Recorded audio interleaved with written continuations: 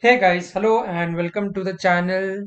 So once again, we are back with the second part of the Microsoft Azure AZ-900. So we had already covered the 50 questions in the last video. So if you haven't watched it, you can also watch after this video. Okay, so if you are new to the channel, please subscribe to the channel and make sure to like the video because we are going to cover the part 1, 2 and 3. Total 3 part will be there for the AZ Microsoft AZ-900, okay, Azure Fundamentals. So let's start with the questions ahead. So we are starting with the 51st to 100th question, okay. So the question over here first is, what is the maximum length of time you can use the credits from an Azure free subscription before it expires? So see, this is the basic theoretical question, so you need to remember this point. The maximum over here, like the credits from an Azure free subscription before it expire, is 30 days, okay. So it is like a free Azure subscription is good for 30 days before you have to upgrade. The subscription includes $200 credit that can be used anytime within the first 30 days. Any credit left over after first 30 days does not carry over. So remember this point, okay? So after using your credit or when your subscription expires, you can upgrade as pay as you go for paid services. Services offered as free with the subscription, such as storage within limits, will continue to be the for the next 12 months. Okay. So the next question over here is in the form of yes and no. Okay. So you can transfer an existing subscription to a new Azure Active Directory AD tenant. So yes, you can transfer that. Quotas for resources in Azure Resources Group are per region rather than per subscription. That is also correct. So quotas are basically for resources in Azure Resource Groups are per region. Remember this, it is for the per region, not for the per subscription. A user can only be given access to one subscription. Well, no, this is not true. So I'll give over here no, and let's check the answer as well. So yes. So over here, a user can be given access to multiple subscription and access resource in those subscription. However, a resource can belong to only one subscription. Okay, resource can belong to only one subscription, so user can only be given access to one subscription. So it's here the answer is no. Okay, so quotas for resources in Azure Resource Groups are per region rather than per subscription. So yeah, we checked that. Limits for many resources are higher than traditional default limits for resources managed in Azure Resource Groups through Azure Resource Manager. Okay, so while moving to the next question, let's see what is the question. Okay, so over here, your company is reorganizing after acquiring a new company. Okay, so it's a reorganizing. Both your company, so sorry, and the new company have their own Azure Active Directory tenants. All right, you need to determine what happens when you transfer the billing ownership. Okay, so actually before merging, both the company was having the Azure AD tenant. So what will happen when you transfer the billing ownership of a subscription from an account in your Azure AD tenant to an account in another Azure AD tenant, as associate the subscription with the new directory? All users and groups with role-based access to manage the subscription lose their access. Okay, so over here it is saying like all users and groups with role-based access to manage the subscription lose their access. So yes, it is the correct, so we can mark here yes. Okay, so users and group with role based access to manage the subscription lose their access, that is correct. System assigned managed identities are re-enabled automatically, so it's not re-enabled, okay, after merging. So moving a subscription that owns an Azure Kubernetes service, AKS cluster, cause the cluster to lose functionality. So over here, the answer, what can be the answer for this? Moving a subscription that owns an Azure Kubernetes services cluster causes the cluster to lose functionality. Maybe yes, let's see the answer for this. Even I'm not that specific sure for the last one, but let's see. Okay, so the answer over here is correct. And Moving a subscription that owns an Azure Kubernetes service cluster causes the cluster to lose functionality. This is due to lost service principal rights and lost role assignments. After merging, your principal rights and role assignments will be lost. So in that case, over here, they will lose the functionality. Okay. Okay. All right. Next question. You deploy a business critical solution in Azure. You need to ensure that your resources are replicated and hosted at least 200 miles away within the same geographic area to minimize impact on your solution availability in case of disaster. Which configuration option should you choose? Okay, so over here, the configuration option will be basically the region pairs. Okay, so it's not about any resource failure or any you require any of the availability zone, because it is saying that you need to ensure that your resources are replicated and hosted 200 miles away. Okay, so in this case the region pair will be the correct answer. Okay, so you should use region pairs. This option consists of two paired Azure data centers in the same geographic area. Remember this, it is in the same geographic area at least 300 miles away, right? So it's at least 300 miles away. So over here in the question it has been asked for the 200. Okay, all right, so region pair is the correct answer for this. So next question over here is management groups let you organize multiple. Okay, so what can you organize over here? So it's multiple resource groups as a single management entity to facilitate easier management. Well, no. So a management group is over here the question. In the question, it is asking about management group lets you organize multiple what? So management group will allow us to organize multiple subscription as a single management entity to facilitate easier management. So it's nothing related to over here Azure Active AD tenants as a single management entity. No. Resources as a single management entity to facilitate easier management. So this is also not the correct answer, because management group do not like organize multiple resources over here. So or like for the management, so neither we can say like it can be added directly to the management group, but are managed indirectly with if the subscription in which they are contained is part of the management group. So the correct answer over here will be subscription as a single management entity to facilitate easier management. Okay, all right. So next question, you are planning to create a cloud solution in Azure. All right. You want to allow inbound traffic to an Azure. You want to allow inbound traffic over here. So what can be the option for the inbound traffic to an Azure virtual machine from only specific IP addresses? So for only when it is asking specific IP address, in that case you will always use NSG, that is Network Security Group. You want to prevent and manage malicious flood of HTTP traffic to a VM that hosts Internet Information Services. Okay, so this will be for the distributed denial of services. You want to create a rule that restrict network traffic across subscription. So what it is saying, create a rule. So for creating a rule that restrict network will come under the firewall. Okay, remember this, when you want to restrict network traffic across the subscription, you will use the firewall. And over here, when you want allow the inbound traffic to an Azure VM from specific, then it will be NSG. Okay, all right. So next question. Okay, so AVD support a Azure Virtual Desktop over here. It is saying support remote desktop client on Mac OS. So yes, it supports that. You are charged for the use of AVD on a monthly basis according by active users. So no, this is not correct. So basically AVD is a service that does not require any additional licenses first of all.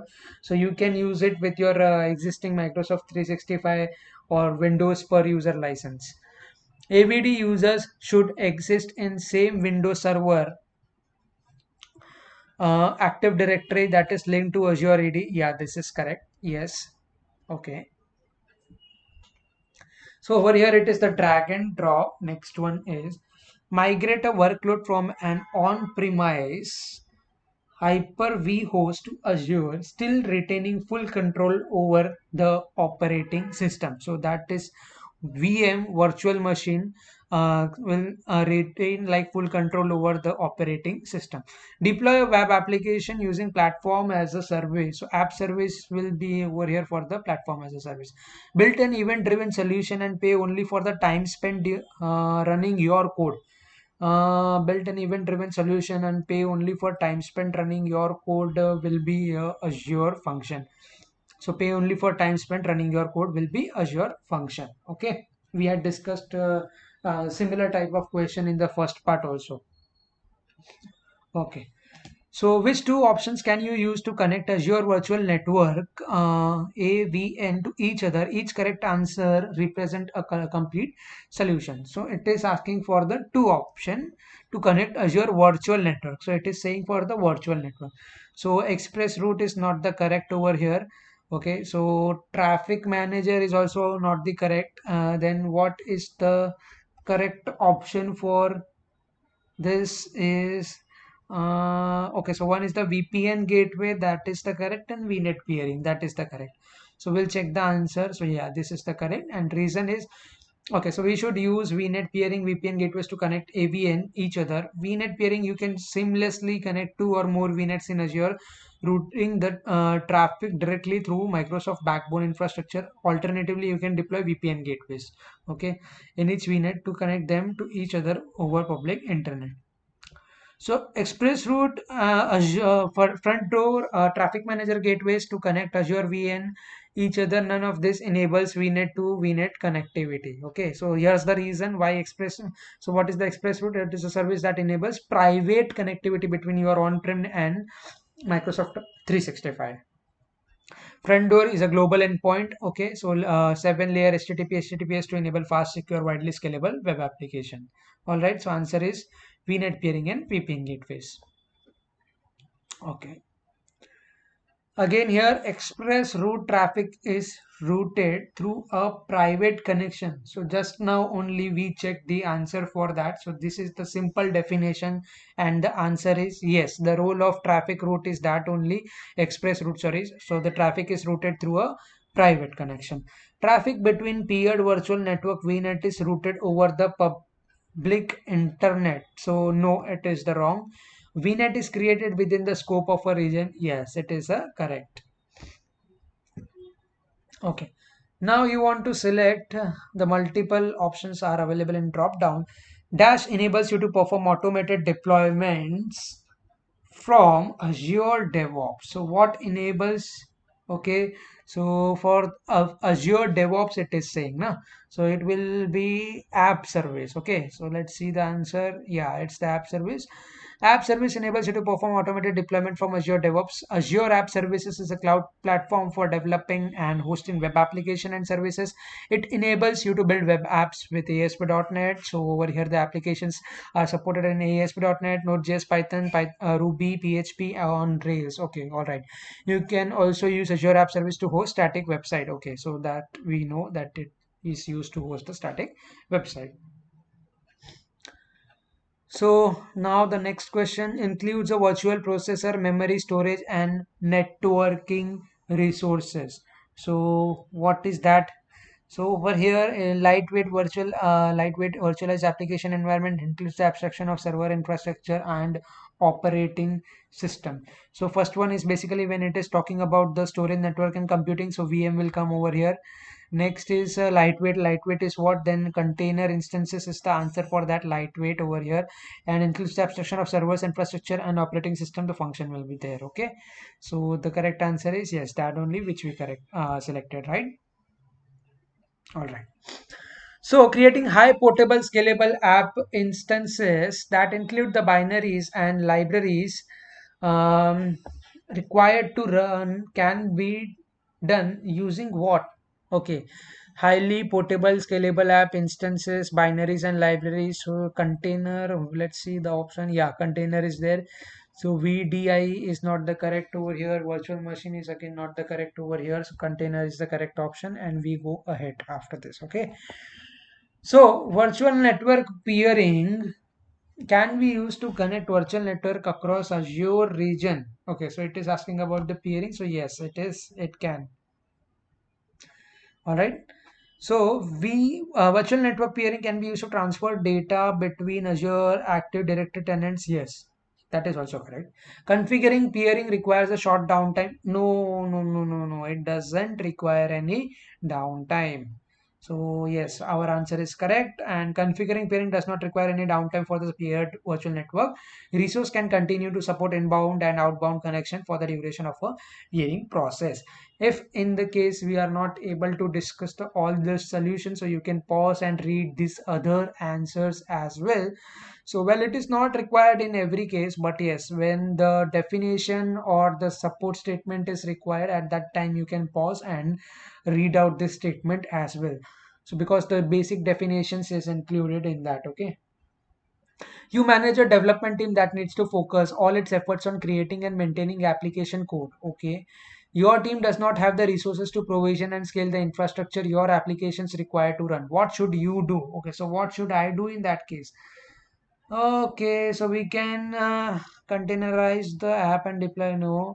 Automate virtual machine. No, automation is not the correct over here. As create an Azure function subscription and upload your code. Yes, function subscription will help over here. Correct. So Azure Function is an example of serverless computing. In the serverless computing model, a customer can submit their application code to a CSP such as Azure. Azure provide provision and maintains the server and infrastructure required to run the application. This includes code backups, high availability features, and auto scaling to meet increased workload. Okay, all right. Next question, you are tasked with addressing performance issues on an Azure-based web server cluster. You need to configure virtual machines to scale vertically. Okay. So, see, vertically it means simply compute where compute memory resources to each virtual machine is the correct option for them. When you see this thing scale horizontally, vertically, then you should know that vertically means what? Add compute and memory resources to each virtual machine is for the vertically. Okay. Now, next question, you need to ensure consistent performance for users who access your application which runs on customized Linux virtual machines. Okay, okay. What should you provision virtual machines automatically? So dedicated host is not the correct over here. Functions is also not the correct, and availability zone is not also the correct. Availability zone is totally the out of picture. Over here we are not talking about any downtime, any recovery, any physical data center or anything about that. Even serverless computing code is nothing mentioned in the question. So function is also the not correct option. So scale set is the correct one because it is asking for the performance for users who access your application, so which run on customized Linux virtual machine. So what should we use to provision virtual machine automatically? So in that case, scale set is the correct option. Yeah. You need to bring Azure storage into your virtual network with a dedicated IP address. Remember this. Now it is saying the Azure storage into your virtual network with a dedicated IP address. Which solution should you choose? So in that case, we will choose a private endpoint. So where it is mentioned somewhere, so create a site-to-site VPN. No. Yeah. So private endpoint we can create with Azure private link. This will be the correct answer over here. So let's see the description for this. A private endpoint is a network interface that connects you privately and securely to a service powered by Azure Private Link. Private endpoints uses a private internet protocol address. Okay, that is correct, from your VNet, and they communicate with the service over a secure connection. Traffic from a private endpoint to the service traverses over the Microsoft backbone network, eliminating exposure from the public internet. All right.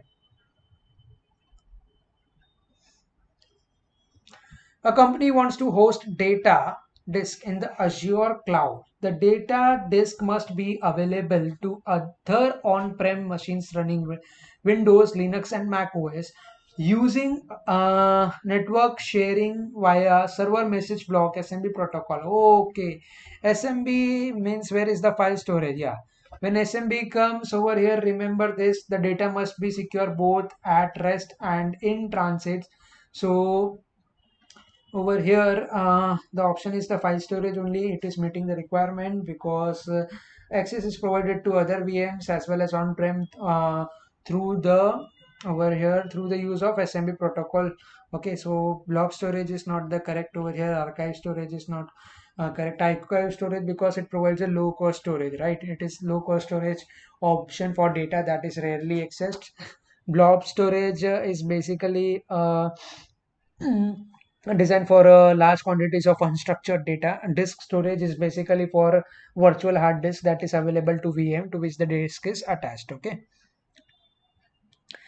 Next question, which Azure database product supports key value? See, remember when key value you read, the simple answer is Cosmos DB. Okay, no need to read ahead. Key value means Cosmos DB.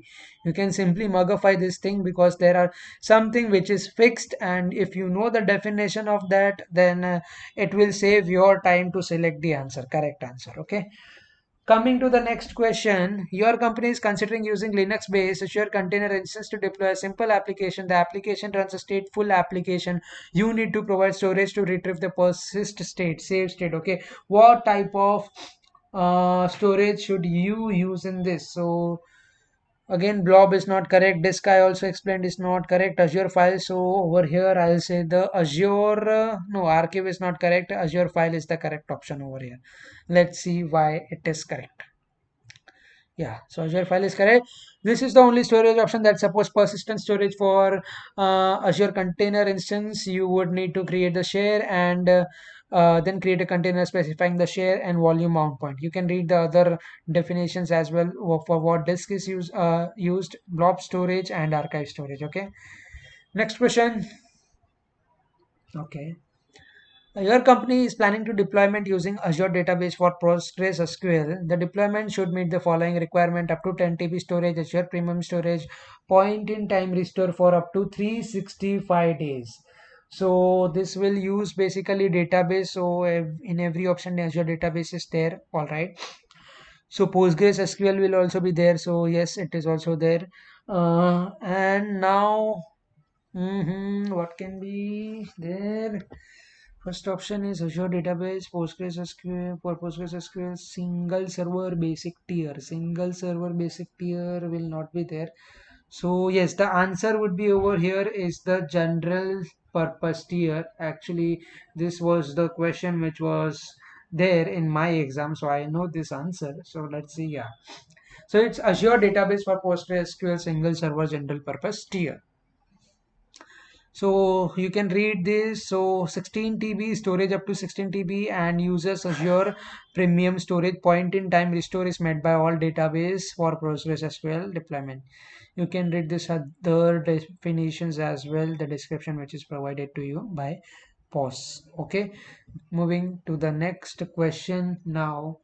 Okay, now you can see the level of question is going bit tough, not I can say bit tough, but yes, if you are aware of the resources and services, Azure services, basically like in the first 50 questions we had already seen like the private, public and hybrid cloud, about the deployment models, computing models, infrastructure as a service, software as a service. That was all about the very basics. Now over here you have been jumped to a bit Azure concepts which are related to the Azure services. So let's read this one. You build a new operational analytics solution in Azure using PostgreSQL. Okay, the estimated monthly growth of your database is 20 GB. Okay, fine. You need to ensure that your database can scale horizontally and support query parallelization. Okay.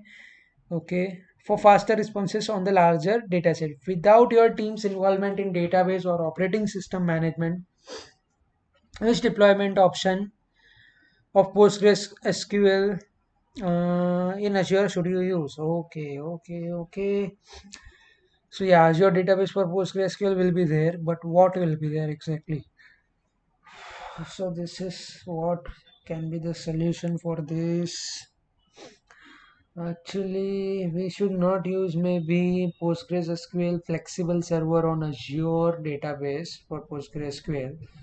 But I can't recall what is the exact answer for this. So let's see the answer. Even I'm not able to recall, but most probably over here, I believe the answer would be hyperscale only. But let's see what is the answer. Yeah, so the hyperscale is the answer. So you should use Azure Database for PostgreSQL hyperscale citus. This is a deployment option offered as a platform as a service that can scale horizontally by breaking up large data tables into smaller chunks. Yeah, called shards. Hyperscaler citus also enables query parallelization across multiple servers, providing greater performance on datasets of 100 GB and above. Okay, you can read the other description as well by pausing the video. So moving ahead to the next question. So it is the drag and drop simply. So let's see what is the question. Okay, so fast migration of SQL Server from on-prem to Azure with retention of operating system access. So SQL Server on Azure VM will be the correct option over here. Cost effective is the Azure SQL database over here. Serverless database with an intermittent usage pattern and low compute utilization over time. Life and shift of on-premise SQL. So it's a managed instance, Azure SQL managed instance. Okay, so moving to the next question. Okay, let me give you the description of that as well because many of you may be not aware of that. So yeah, the answer is correct. And this is the description you can read like Azure SQL database as a cost-effective serverless database. This was the question, right? Cost-effective. That's why I directly selected Azure SQL database. So you should not use Azure SQL Azure Database for PostgreSQL for any of the listed scenario. Reason is that Azure Database for PostgreSQL is a fully managed database service based on PostgreSQL Community Edition database engine. However, a PaaS offering, it does not provide access to operating system. Okay, so remember this is the answer for this. Cost-effective serverless is Azure SQL database. Life and shift of on-premise is Azure SQL managed instance. And the first one, fast migration, is SQL Server on Azure VM. Okay. All right. So, which two solutions you should use to transfer on-prem virtual hard disk to Azure? So, this was the question which I also got in my exam. So, I had selected the AZ copy and Azure files, but that was the incorrect when I experienced that. So, the correct answer is the Azure Storage Explorer. Let's see the answer. Yeah. So it is AZ copy and Azure Storage Explorer. So why not Azure file is the answer for that is because Azure file is a cloud file storage service from Microsoft Azure that operates like a traditional server message block, SMB, or network file system NFS file server. This makes Azure file directly accessible by Windows, Linux, and Mac OS clients. Okay, so AZ copy or Azure Storage Explorer or transfer an on-prem VSD to Azure. So EasyCopy is a command line tool that can be used to upload and download data to and from Azure Blob Storage. Okay. Chalo. Next question. All right. So now what is the question? You need to enable data redundancy for your organization cloud apps. Depending on the data redundancy, may be local only or may require multiple choice copies stored in different locations. Given the redundant storage description below, which redundancy option is being described? Okay, okay. It stores three data copies. It is in geo redundant storage. Okay, it allows replicated data to be accessed in two zones. So it is read access GRS. Okay. So what is this? Read access GRS. It is basically your geo redundant replicas over here for your data in two separate Azure regions. Okay. It stores all replicas in one data center. So what is that? That is locally redundant storage. You can remember this point. Again over here it is drag and drop. So okay, incurs penalties for 30 days for data deleted within 30 days. So it's a cool storage. It is not available at the account level, so archive is not available at the account level. Pending is the hot, but still very incurs the highest hydration cost. Yes, so that is hot. Okay, so which storage account support blob, queue, and table storage devices? Now, which storage account? So that is option premium blobs, premium file shares, premium page blobs. So it's a standard general purpose V2 storage account supports. I have read this in Microsoft documentation. So the correct answer is standard general purpose V2 storage account as support block, queue, and table storage services. So I'll give in the description the recommended links which you should go if you want to read the articles or the definition of the Azure services related to cloud computing models. Okay, so you can read that. I'll provide the link in the description as well. Next question. Azure file can be accessed using the server message block SMB protocol. So yes. Oh, my bad. Okay, so I got the answer over here. Azure file can be accessed using the network file NFS protocol. So answer is yes.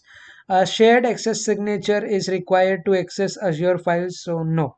The reason is here because a shared access signature is not required to access Azure files. It's a unique identifier that you can use to authorize access to your Azure resources. A SaaS can contains all the information required to authenticate and access resources, including the resource uniform identifier, permissions, and expiry. You can create a SaaS manually or programmatically. Okay. Next question. As a part of cloud migration, your Azure cloud implementation has been initially seeded with 100 TB of data. As the migration continues, you need to periodically migrate data to Azure using server message block protocol. So it's the two solution you should meet this. So Azure file is the correct because SMB, the Azure file will be the correct one over here. The next is data share. So no, it's not required. Box heavy is also not supported. So the answer will be Azure Data Box Gateway. Let's see the answer for this. Yeah. So you can read over here Azure files and Azure data share to periodically. You should not use this because share is a cloud storage service offered by Microsoft. It allows users to share data across multiple devices and application. So you can pause and read this properly because now you can experience like the questions more are based on the storage only.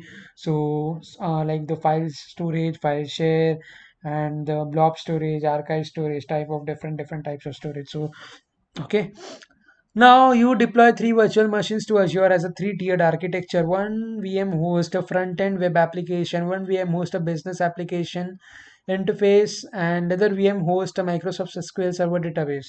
Only the front-end web application should be publicly accessible and it should be accessible over HTTP on port 80.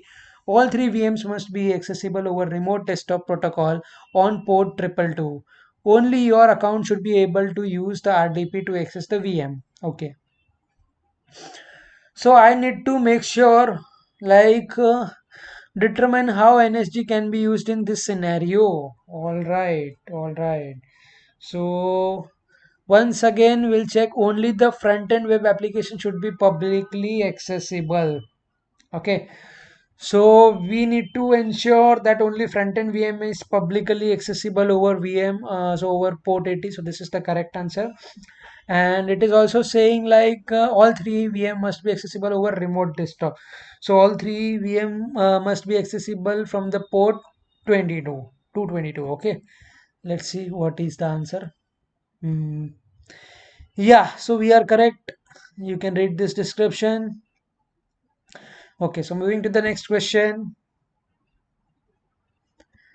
See, I actually know all these questions and answers because I have practiced this for two to three times. All the total, I am having this, like I have many of the PDFs also. So if you want the PDF, you can message me on Instagram. I will share the documents over there also.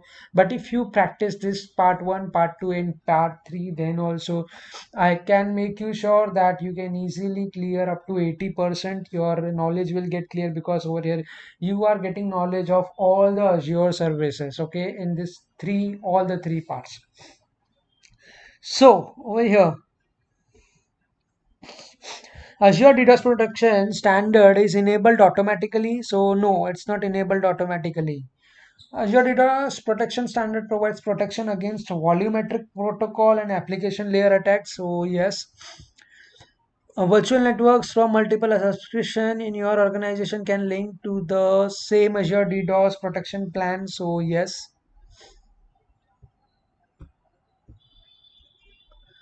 Next question. So, what is the question? Authentication ensures that the username and password combination is correct. So, yes, authentication it will it will check whether your username, password, or the credential is matching perfectly or not. Authorization ensures that the account has sufficient permission to access a resource. Yes, that is also correct. Authentication can use certificates to identify a person or service. That is also correct. Authorization can use password to identify a person. No, that is not correct. Next question. Which example best describes authorization? Okay, okay. Authorization. So now what is the authorization? So basically, let's see the option first. What are the options? Banking customers who enter their personal PIN identification number to log into an ATM. So this is not about the authorization. This is about the authentication. Student who enter their password. This is again about the authentication. People who present their birth certificate to prove that they are eligible. Yes, it is about to prove eligibility. So this is the correct answer. Next question. Okay, so it's a drag and drop again. So you want to publish on-premise web apps using Azure AD. So which over here license will be required? So it will be a premium license. You want to use on-prem directory synchronization. So on-prem directory synchronization will be free over here. You want on-prem users to be able to reset their own password. So users to reset their own password will be premium. So let's see the answers. Yeah. So this is the correct answer. You can pause and read the description. So moving to the next question. Which two example best describe multi-factor authentication? Okay, this is again the simple question. Okay, you draw a pattern on your phone to unlock. No, this is not the example of that. You insert your debit card pin into an ATM and then enter your personal identification pin to access. Yeah, this is the correct one. You specify an email address and password. No, this is just for the authentication. So you receive a text message. Yes, this is with the code. Yeah, this is the multi-factor authentication. So Azure, now the company is migrating several web apps from on-prem private cloud deployment to Azure. The company wants to use Azure Active Directory for authentication and authorization. You need to determine if Azure AD will meet your authentication requirement. So, okay. So over here the statement is Azure AD authentication and authorization support requires integration with on-premise AD. Is it required? Uh, Azure AD authentication and authorization support requires integration. I think no. So it's not the maybe no is the answer. We'll check the answer also. Web apps must be registered with Azure AD to support authentication and authorization services. So yes, it should be like web app must be registered for that. That is the condition, predefined condition with Azure AD to support authentication and authorization services. Azure AD support authorization through the use of role-based access control. So yes, this is also the correct way. Moving to the next question. No, no. First, we need to discuss the answer also for this. So, yes, web app must be registered with Azure AD to support authentication and authorization services. Registration is through the Azure Management Portal. Okay, yeah. Azure AD support authorization through the RBAC. RBAC is necessary to set up access permission when using Azure AD for authentication and authorization. All right. Over here, next question. Okay, a company subscribed to Azure as a platform for developing and deploying web apps. The company wants to keep initial expenses to minimum. Okay, so basically you need to determine the feature available to the company with Azure Active Directory Premium P1 edition. All right, it's a P1. Which two features are supported by Azure Premium P1 edition? So it's like role based. Okay, yeah. So it is for the P1 role based access control and conditional access is supported. Remember this. I'm showing you the correct answer. Yeah. And you can read the description over here. Please pause and read the description once for the P1 license. So moving to the next question. Okay. A company has an Azure Active Directory Premium P1 subscription. The company has a hybrid environment that uses both Azure AD and on-prem federated AD using Active Directory Federation. Okay, so ADFS. The company is upgrading its security and must configure Azure AD self-service password, reset, SSPR, and multi-factor authentication. You need to identify the authentication types that are supported by both SSPR and MFA. So which three authentication types? So SMS will be the first, that for sure. Then the voice call will be the second one. See, over here authentication simply means like SMS, voice call, and password will be the email address will be not used for your authentication. Security questions will be again not used for that. Okay,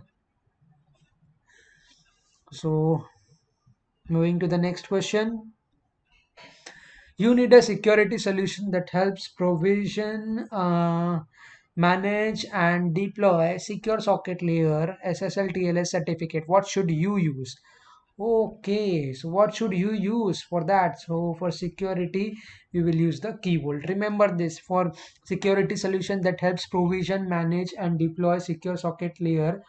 So this will use your Key Vault. Okay.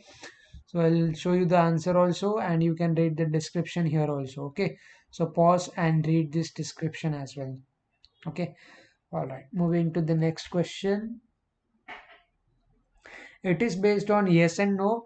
So Microsoft Defender for cloud supports monitoring, security recommendations, and advanced threat protection for cloud and on-prem virtual machine resources. So that is correct. Microsoft Defender protects for cloud supports like monitoring, security recommendations. So that is yes. Microsoft Defender for Cloud provides native integration with Microsoft Defender antivirus in Windows, so that is also correct. Uh, okay. Microsoft Defender for Cloud support is limited to Windows operating system only, so no, it's not limited to that. Microsoft Defender for Cloud can automatically discover and assess security for new Azure resources as they are deployed. So yes, this is correct. So let's see the answer. Yeah, so this is the correct answer, and here is the description for that. So Defender for Cloud can automatically discover and assess security for new Azure resources as they are deployed. And discovery is a continuous process for multi-cloud and hybrid environment protection, can be extended with the help of Azure ARC. Okay, so moving to the next question now. Azure Tenant includes an Azure virtual network with several internet-facing web servers. The web servers experience attacks that exhaust server resources and make the servers unavailable to legitimate users. You determine that the attacks are being launched from multiple locations. So you need to implement an Azure solution that detects and automatically tries to mitigate attacks, so generate alerts when an active attack is underway. What is the best option to implement your solution? So the best option will be not the firewall. It will restrict again. Information protection is nothing related to that. So what the option is DDoS protection standard. Okay. So let's see the correct answer. So yeah, it is the DDoS protection standard. You can read this description. Please pause the video and read once. Okay. So let's go to the next question. So we are left with more 7 to 8 questions now. Okay, so your Azure tenant includes several internet facing web servers. The web servers rely on data stored on Azure SQL database servers. The web servers are located in different virtual network subnets. The database servers have their endpoints exposed to the subnet. Okay, so you need to implement detailed controls over the types of connections supported between the web servers and database servers. You want to minimize the efforts and cost necessary to implement and maintain your solution. So which two technologies should you use in like include in your solution? So the two technologies will basically one, the NSG is confirmed for that. Okay. Now the second one will be over your application security group. Okay. The reason for this is basically it is saying the web servers are located in different virtual net subnets. So for that we will use the application your security group. So you can read this description for that. So just pause this video and read this description once. Okay, this will be helpful for you when to use Azure firewall, when your Azure traffic manager is used, like what is the use of ASG, NSG. Okay, all this stuff. So read once this description. Okay, so moving to the next question. I'm going bit fast because it is like I want to cover the maximum questions as well. And the reason is that if the video is lengthy, then the viewers may not be complete the entire video. So I'm trying to cover the speed as speed as possible. Okay. So which Azure security solution provides general security recommendations? So it is about the recommendation. So remember, it will be a defender for cloud, not the keyword, not AIP. AIP will just give you an information like what are the information about the protection. So that will be displayed in that thing. DDoS protection standard is not. It is saying like solution provides general security recommendation. So that will be Microsoft Defender for cloud. Okay. So over here you can read this stuff. So the definition is available. Please pause once and read this. So EIP does not provide security recommendations. It enables organization to organize and protect documents and emails through the use of labels. Okay. So when it comes to the labels, remember the EIP will be their answer. Okay, my bad. So drag and drop again. So build a baseline behavior profits to of organizational entities to identify anomalous activity. So Sentinel will be the correct option over here. Securely store a database connection string to avoid its accidental. So to store keyword will be there. Deny traffic to your so about the traffic the option is firewall. Pending is the firewall. So firewall is the correct answer over here. See, okay. Please read the description over here. For the Azure keyword, firewall, Azure monitor, why Azure monitor is not being used over here. Next question. So we are left with the few questions. So please watch till end. So a provided physical server is dedicated to your organization workload only. Well, a physical server is dedicated to your organization workload only. So yes, it is the correct. You can share a provided physical server. No, we cannot share that. You are charged per number of virtual machines deployed. So no, it is not like that. We'll see the correct answer for that. Yeah. So you are not charged per number of VM employed. Azure dedicated host are charged per dedicated host. Okay. Next question. Which two organization level insights can you derive from the regulatory compliance dashboard of Microsoft Defender for Cloud? Okay, so which two will be the answer for this? So it is about like organizational level insights, so compliance. Okay, so compliance, overall compliance score will be the one option. Then the one thing will be the number of passing and failing assessment. And I believe I'm confused between first and second, but let's see the answer. So yeah, We selected the correct one only. So number of passing and failing assessment and overall compliance score. So here is the reason for that. Please pause and read the description once. Okay. Okay. Then next now over here, Azure Advisor integrates with Dash to help to prevent, detect, and respond to threat to Azure resources. Okay, so Azure Advisor integrates Microsoft Defender for Cloud. Okay, remember this. So correct answer is Microsoft Defender for Cloud, and here is the description. AIP is not integrated with Azure Advisor and does not provide provide for the remediation of security issues. AIP provides a way to classify and organize documents and files through the use of labels. Okay. ATP is not integrated with Azure Advisor and does not provide for the remediation of security issues detected through Azure Advisor. Azure ATP uses information from on-premises Active Directory signals to identify, detect, and investigate advanced threat. Okay, so remember this: Azure ATP is not integrated with Azure Advisor and does not provide for the remediation of security. Okay. All right. So Azure Cloud Shell is a browser accessible share for running Azure CLI and Azure Power Shell commands. So it provides an interface for running commands, but it is not integrated with Azure Advisor and does not support directly functionality based on Azure Advisor. Okay. So now moving to the next question again. Uh, let's see. What is the question? So the next question is defense in depth. So it is a strategy. Okay, so I just clicked the correct answer for here. Okay, so let's see the option for this as well. Okay, so it's a strategy to implement multiple layers of securities to slow down an attack and provide early alert telemetry to act upon.